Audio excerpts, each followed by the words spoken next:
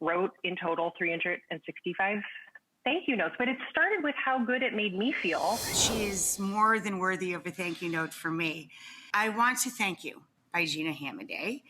It's how a year of gratitude can bring joy and meaning in a disconnected world. Every month, I turned to a new group of recipients and wrote in total 365 thank you notes, but it started with how good it made me feel. And then, obviously that's the first step. And then the second step is sending that feeling and gratitude into the world and making other people feel good. So spending that year, focused on this did create a practice.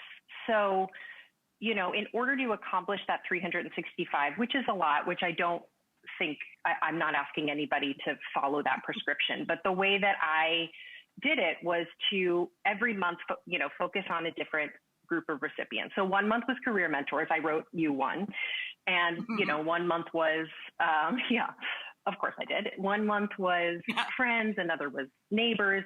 So doing that created this practice where when something happens now, I sort of have that in my mind, so it created that practice, more writing and also just more expressing of the gratitude. And it creates the practice of being more mindful of our lives and present in them, and of being able to remember our experiences more fully. So I have 3 tips to take away from this. Number 1 is don't overthink it. I feel that I hear that all the time where people say like, oh, but you're a writer, so it must be easy for you. And I would say, don't worry about sounding beautiful. Don't worry about sounding like poetry. Don't overthink it. Just write from the heart, focus on the person and the memory for a moment, use specific language. That's it. Number 2, there's no statute of limitations. So that's a big difference between, a traditional thank you note that people think of is thank you for the gift. And those are very nice to write and receive as well, right? But these are more thank you for something you did or something you said. And there's truly no statute of limitations on that, because it actually, the more time that goes by, the more it means, right? Because you're saying that memory survived basically, and you're sharing how it still resonates. That advice or that experience, because that means it really resonated with you and it's still with you. I love that. There's no statute of limitations on sending good vibes. I love it. Exactly. Love it. Exactly. Bring it home, baby. Thank you.